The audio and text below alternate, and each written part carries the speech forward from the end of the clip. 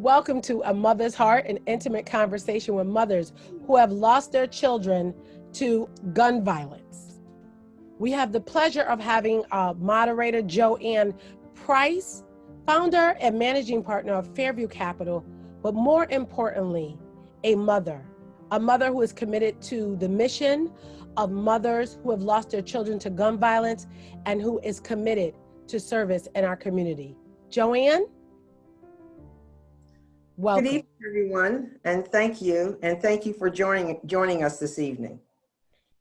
Every day in America, 7 children under the age of 19 are killed by gun violence.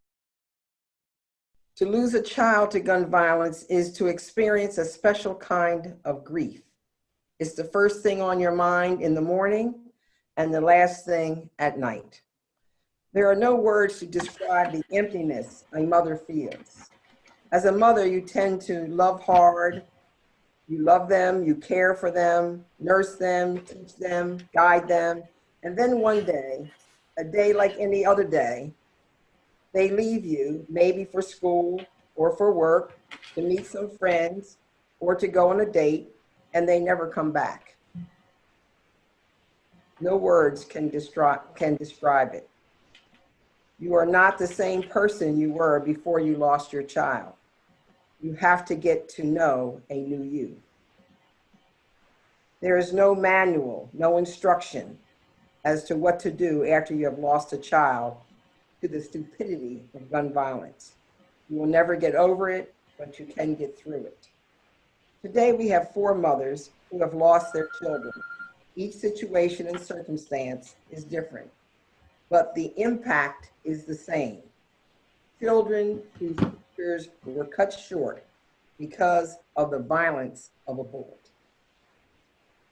Now I'd like to introduce to you this evening the mothers who have experienced the grief of losing a child. First we have Nelba. Marquez-Green is a clinical fellow of the American Association of Marriage and Family Therapy. He holds a bachelor's of music from the Hart School and a master's in family counseling from St. Joseph College. He is the recipient of many awards and is the founder and executive director of the Anna Grace Project. In addition, we have Deborah Davis, is the wife and mother and grandmother. When Deborah lost Phillip Samuel, he was 20 years old. Phillip was the inspiration, and she did everything she could not to lose herself in the loss. Ms. Davis is a graduate of Boston College, where she received her MBA degree and her MPA from the University of Southern California in Los Angeles. She has poured her life into helping to prevent gun violence while providing the key support to mothers united against violence and remaining on the front line to help others. She's also the founder of the Phillip Samuel Davis organization, which honors her son's life and helps to provide youth with other positive tools for learning. Next, we have Ms. Henrietta Beckman, mother of 4 sons, grandmother of 14, and married for over 40 years to Ronald Beckman. She lost her son, Randy, Jerome Beckman, at the age of 20 to gun violence. The most heartbreaking pain a mother could ever face is losing a child. She found enough strength to show compassion to others facing the same pain by co-founding Mothers Against Violence in 2003. Ms. Beckman has worked in the school system over a number of years and has given her the knowledge and the ability and the heart to work with families. She's been a tireless worker in the area of gun violence, and she's done that for close to 20 years. And then finally, we have Celester Fulcher. Her leadership activities begun at the death of her daughter, who was a victim in 2013. She reached out uniquely to the Yale School of Forestry, where she wanted to dedicate a tree to the memory of her daughter. And as a result of this work, she was able to create a New Haven Botanical Garden of Healing, created by the survivors of gun violence. She hopes to see these memorials duplicated across the country. Well, thank you, ladies, for joining us this evening and to be able to talk about a subject that, and not only to talk about the subject, but to be able to share with others who are part of our community and other mothers who have experienced the same grief and trauma. And I'd like to start first with Nelba, and then each going in the same sequence. The journey to survive the horror of losing a child is an arduous process. Each one of you have had found your path to survival. How did you do it, Nelba? Finding the path to survival. Before I get started, I just want to acknowledge, I see and saw a few names in the guest list that I just want to reach out to. And my husband is here. You know, it's a grieving mothers tonight, but my husband is here, and there is something about grieving fathers and grieving men. And I also saw Reverend Brown, and I wanted to give him a shout out as well. I also want to acknowledge on today, the day that should have been the indictment of the police officers who killed Breonna Taylor, and the pain of that not happening. I would say that one of the things that interrupts the pain is the fact that these things continue to happen. It would be one thing to heal if it happened to your family, but you could actively work at this not happening anymore. But it seems to happen every day, and it does happen every day. I would say our story of survival and healing has quite a bit to do with our faith and our journey, a story of not having life turn out the way I expected it to, yet having Jesus meet us where we are. So my husband and I were high school sweethearts. We met in Hartford at the Greater Hartford Academy of the Arts. We worked really hard and went to University of Hartford, as many people know, and grew up and out and did many, many things before having a lovely family. And that all turned itself around when we lost our daughter in a mass shooting, the largest mass shooting at an elementary school in the history of the United States, at Sandy Hook School. They tell me I screamed so much that I burst the capillaries in both my eyes. And that is something that you learn to deal with, because that same pain of that moment actually doesn't go away, but you learn to manage. Our journey of healing is one of faith. Our journey of healing is one of activism. Our journey of healing is one of understanding that our life goes on because our love for our child goes on. And that there's work to be done here on this side before we get to see her again. That really has been the only motivating thing for us. In addition to, we actually had a child who survived the shooting, who is 16 now. And we had lived to that point every day, instructing them both that you live a life of purpose, you live a life of service, you live a life of community, you live a life of love, you live a life of faith. And what we knew instinctively is that if we backpedaled from that the moment Anna died, that we would show ourselves as liars to our surviving child, that we would show ourselves as people who when it got hard, quit. So my husband and I purposed to heal also for our surviving child. And his name is Isaiah, as many of you know, and he is at school now, and we miss him very much. So our healing is a faith walk, our healing is a service walk, our healing is understanding that we owe it to ourselves, to each other. Another thing we wanted to do was stay married. My husband and I have been together since we were 17 years old. And Sandy Hook took a lot from us, and we just committed to not letting it take even more. Deborah Davis? So thank you, JoAnn. Thank you so much. And I think, of course, this is a time for us that we had much prayer prior to, because I know that if it were not for God, I would not be sitting here, first of all. I know that my strength and everything that I went through basically was really just part of my faith that I grew up with in a family of 11 sisters and brothers. And I said it before that we never had to think about something that was called gun violence. We never had to think about that. And it totally turns our life around. It puts us in another type of a spin. And now we know this is an everyday, sometimes occurrence. But Phillip obviously was really my light. I poured everything into him. I poured everything into him because I knew he had some great potential. He was really the best at almost everything. And I'm not saying that because I'm a mom, because he was a speed skater, an ice skater, a skateboarder, an extreme skate before it even came to be such an incredible sport. He was doing it. And with so much talent and with so much courage, I wanted to make sure that I had an opportunity to help him get to the next level and continue to build on that. But it was more than heartbreaking. It was heart-wrenching. And like I said, even from the introduction, that it was so tough to really keep and to find myself in such a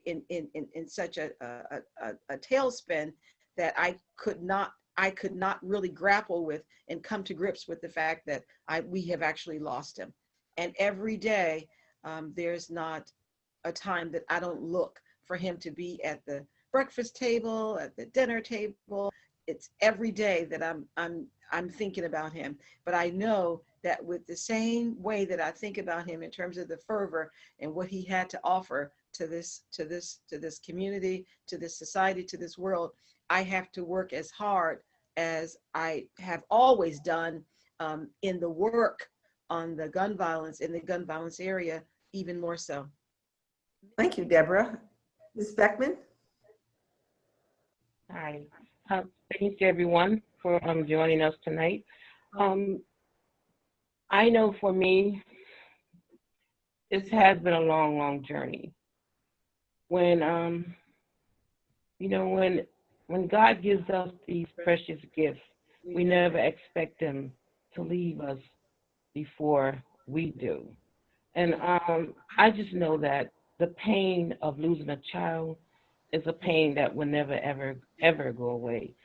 We had a visual last night, and the mom said she wouldn't have been able to have the strength to go out to a visual because of the loss of her child. So I say, I can feel your pain. I know your heart because I've been there.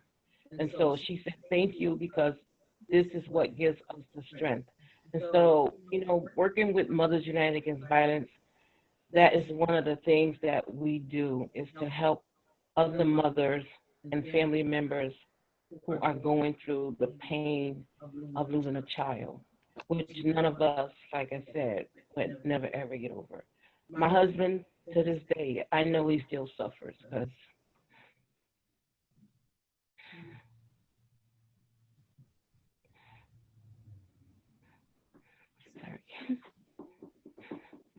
I just can see, the tears and the pain that he has when he think about his son. A son, that you like say, you never want these things to happen to your child. But with all the violence that was going around in the neighborhood at the time that Randy was shot, I always had a thought that maybe it could happen, but you don't want it to happen. So when that happened to Randy, I didn't know which one of my sons it was, but I just hope that it wasn't one of them. But, you get that phone call and your heart goes down to your stomach. I mean, it's just gut-wrenching. And so you get home, they tell you that, oh, you have to go to the hospital. And I'm like, oh, why? What happened to? They don't tell you who, but you get there and you find out it's your child. And the waiting room is full of all these families and friends, people who loved him. I never seen so many grown men cry.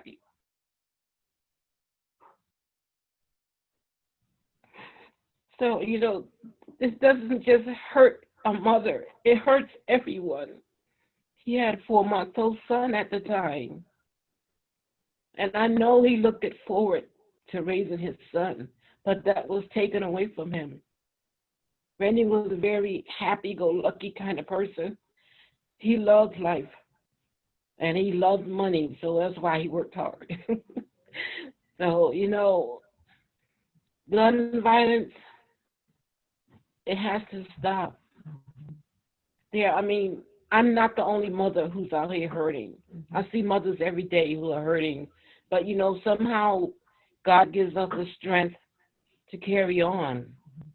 But our hearts will always be broken. It's will always be a hole there. But I just like to say to any mother out there who's going through what we've gone through, that you're going to make it. You can get through it. Yeah. Just continue to hold on to God's unchanging hand. Yeah. And ask him to give you the strength. I ask the Lord every day, give me the strength. And I'd say, thank you for your grace and your mercy. Yes, thank you for your grace and your mercy. So this journey for me, I know people want me to sometimes to say, why don't you leave that alone? Because sometimes they say, I see your pain, I see that you're sad, but I can't give it up because there's still families out there who need our support. Mm-hmm. And that's what Mothers United Against Violence does for our community. And Lord, I'm going to continue to fight. I'm not going to give up. And with your love and your support, we will survive. Thank you, Ms. Beckman. We love you. You have a lot of love around you. And Celeste? Hi, good evening, everyone. First, I want to say thank you to everyone that's tuned in, taking the time out of their day to join in with us about our story. I first want to start off with October 26, 2013. My life was hit with a curveball and snatched away in a blink of an eye from a senseless act of gun violence. My life was drastically changed from years of feeling hopeless, powerless, and broken. Years of therapy has culminated me into removing my mask. I wore a mask for years.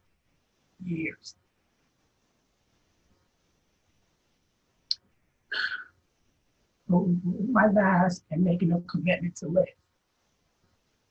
Because I didn't want to live because of the pain was so severe. I always say, I don't say to another mother, I feel your pain. I don't feel your pain. I definitely can relate to your pain. And it's a pain that I wouldn't want anyone to have to ever go through. But after making a commitment to live, needless to say, the loss of my daughter has more than devastated and has gone in advance my drive. Also by honoring my daughter's words, by living life to the fullest, carefree and fearless. That's how she lived. Each one of my kids was a light, and a bright light. And I say she was a bright light because she was the hit of the party. And apparently to the amount of people that came to her funeral, she was a bright light to them also. Remembering the support I received going through that, advocating and reaching out and surviving mothers that didn't receive the support that I received, it was overwhelming, the support that I received. And going to a support group and hearing other stories, not the same, sitting quiet because I didn't have the same story. I had to grow. The stigma that surrounds gun violence is awful. Okay, my daughter worked, she was an entrepreneur, she went out one night. Just like any of us have the right to go out to a licensed facility. But she never returned. So many years I was on medication because between the 3 and 4 o'clock hour, I couldn't sleep. I was in panic attacks, full-blown panic attacks, literally thinking I was going to die because I refused to close my eyes. I refused to leave the garden site. I'm sorry, not the garden site, the grave site, because I thought she may have been cold. She could be crying out for me, wanting a blanket, wanting something. I couldn't leave my daughter out there. I was collecting leaves to cover her grave, because how am I? I'm the mother. She's crying for me and I can't help her. It was a lot. So when I say everybody's journey, it was awful. It's a journey. I thank God now I'm not where I was, but I'm still working on it. And Thank a lot of that has to do with your zip code.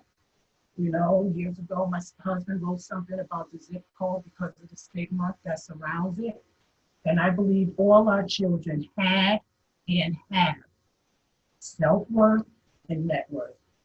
As a mother, my backpack was filled. I call it, I carried a backpack. And it was filled with everyone's grief. Along with their grief and my family, I had my own. As I was unraveling, I struggled to be a wife. I struggled to be a mother to 2 of my children. Thank you, Celeste. And I think this is, I think there's a couple things that Celeste indicated and said that I think would be worth following up on. And I want to go back and start with Nelba. We do know when this happens that people look and have needs for in different ways.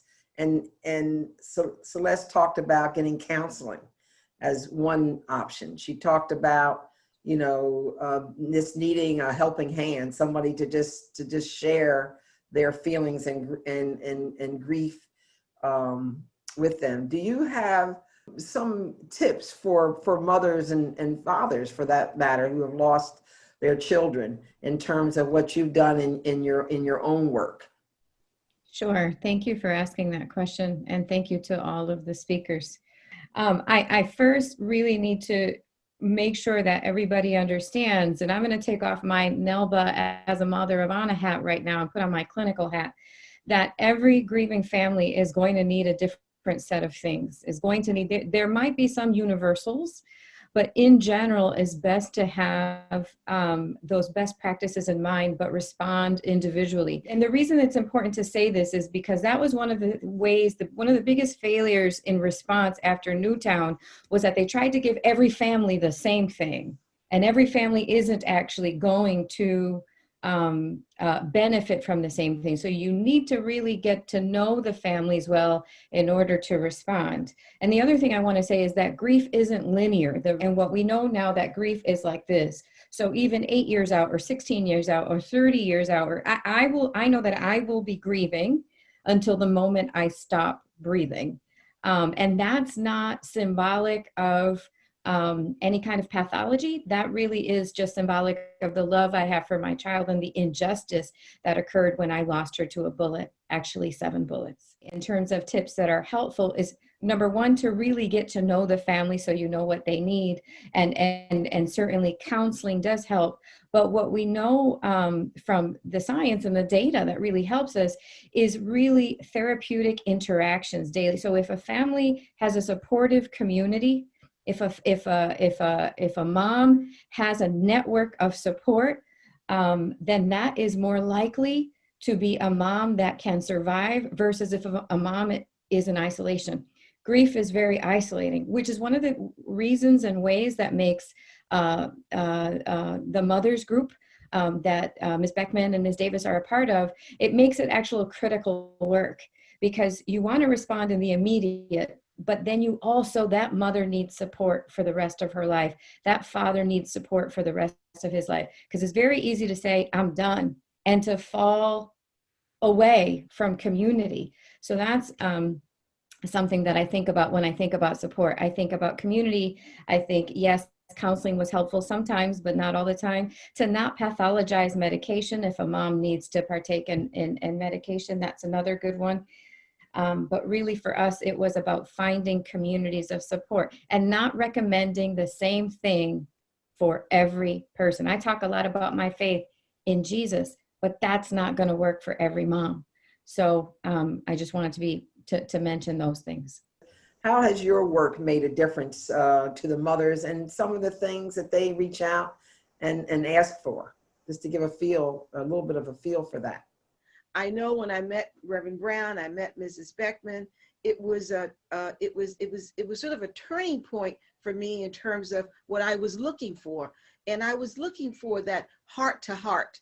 I was looking for that sense of knowing what I was really going through at that moment. Here are some resources that no one else was really offering, and that first resource was, "I love you. I know how you feel." And I kept going back to that. That's what I was looking for. I was looking for the ability to hold on and to latch on to someone that actually understood how I felt at that moment. And that work that I poured myself into with Mothers United Against Violence became the beginning of my healing. That was the beginning point of my healing.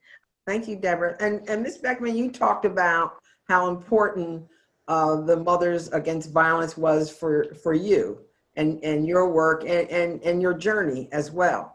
And so as you see and interact with mothers all around the Hartford area, what's some of the advice that you give to them? Well, as I interact with a lot of the mothers, the advice I give to them is just hold on to the memories of your child, because that's always going to be with you, whether, whatever you're going through. And like Ms. Davis says, if you feel like you want to scream, scream. If you want to shout, shout. Whatever it is that you feel like doing to get rid of that anxiety or get that feeling out so that you can move forward, do it. Because you're entitled to feel any way that you want to feel, because when you're dealing with pain from the heart, that pain can kill some people. And I know some people who have had heart attacks, some people who have had lung collapse. These mothers, they suffer a lot of different health problems when they don't get the support that they need, because the loss of their child is so overbearing. So we try to encourage them to, you can seek therapy. They can come in, they can talk to us. We have our Mothers Circle of Compassion, where you can call in now because of the COVID.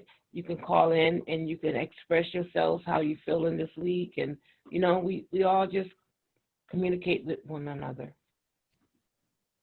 But I'd like you to sort of express what it has been like for the four of us to get together, or the four of you and me to get together and to work together and to plan together. And what has that experience been from your perspective, and being able to talk and relax and know that each of you had experienced similar trauma? Like I said, I'm happy. I'm happy that, coming from where I've been, where, like I said, I couldn't even get off the floor, to the point of able to be on this media front right here, plus moving forward with a couple of projects. I got a project that's going on in New Haven, project that's going on in Hartford, other phone calls and reaching out. So I'm just happy to be a part of being able to put two shoes on, the same shoe. And just keep moving forward. I'm just happy in the place that I am right now. And I'm happy that you guys are coming along my path with me. But Nelba probably can speak a little more about it when she speaks. I'm excited about everything that's taking place. It's great. So I just wanted to get your perspective on how important it is for us to reach out and understand, and Celeste brought this up, about the whole issue of gun violence and some of the stigma that's attached to it. And as a result, we often do not get the attention that it deserves.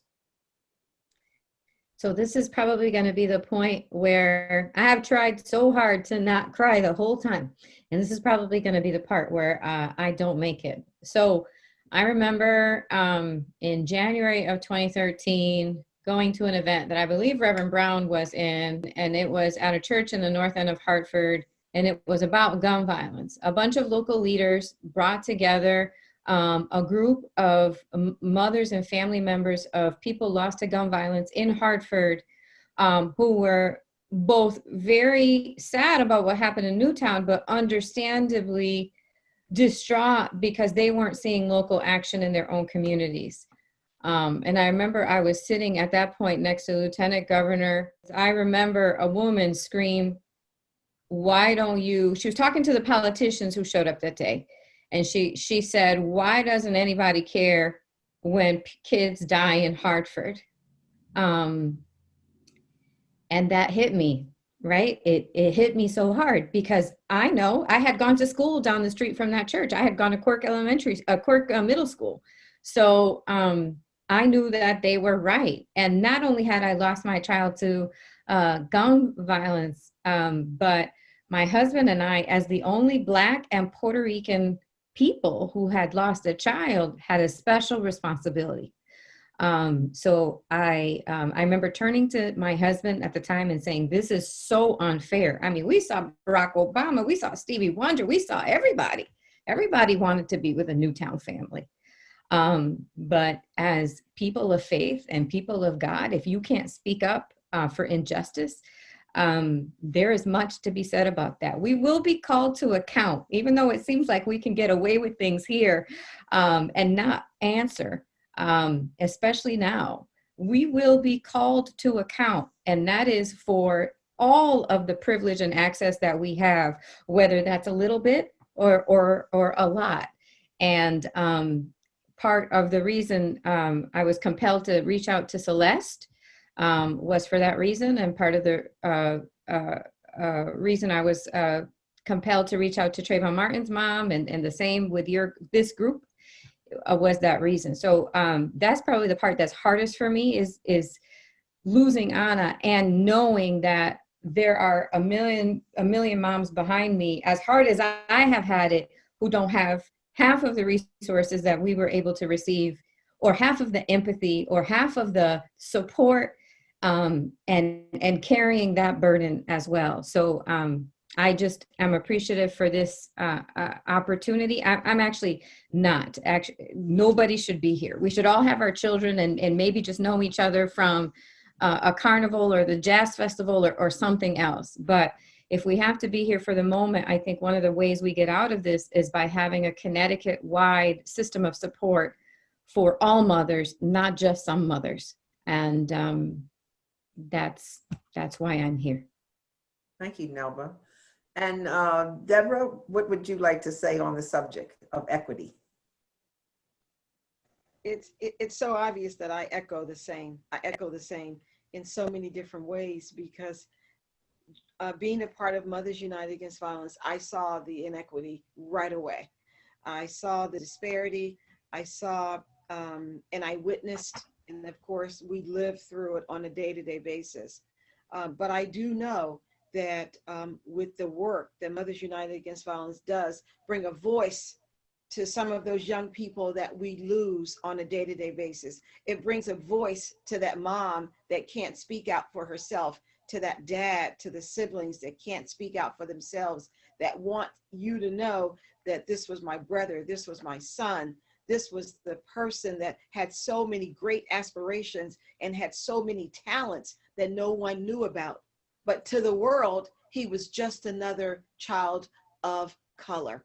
And specifically because we have so much going on in the other side on systemic racism and everything else that goes on.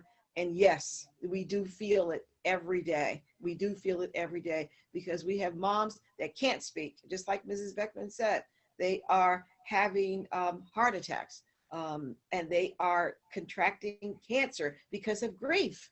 grief, and that support is not there. But that's the area that we've absolutely tried to embrace and made certain that those moms do have, that they can have a voice, and the vigils also help to provide that extra voice for them. So I'd like to conclude with Ms. Beckman and ask this question. What are some of the resources from your perspective that are needed to be able to be a better advocate for the mothers? Well, some of the resources that I see that we need is we need more support for the families, because when they suffer these losses, some of them lose their, almost not their livelihood, but they lose a valuable support. Sometimes the son may be the one who's the breadwinner. We need administrative assistance so that we can continue our work. We need transportation. There's a lot of resources that we need out there that we haven't had, and if with the public's assistance, we would greatly appreciate it. And also more funding to continue our circle of compassion, because we know that there are a lot more families out there who need to just have the support. Thank you so much for being willing to do this evening. And I think everybody that is listening and those who will be tuning in on social media can only imagine how difficult it has been for each of these mothers to share their experiences, because it's all so personal. And it's very difficult to share, and especially to share in this fashion and in this way. And I had a little poem at the end, and I think it's very fitting for this. Sometimes God picks a flower still in bloom. Sometimes that flower he's chosen, we feel he's picked too soon. We grieve, we mourn, we cry. We ask God for reasons he chose our child to die. And that is a question that, as you've heard, all of these mothers have, but you have also experienced the fact of all of their faith. And in each situation, you have to have something more to hold on to and to be able to survive. And so with these four mothers, you've heard their stories, and you've heard what allows them and what enables them to put one foot in front of another and to be able to extend their arm and provide a helping hand. So this evening, thank you everyone, and thank you for being with us today, and thank us for sharing a mother's love.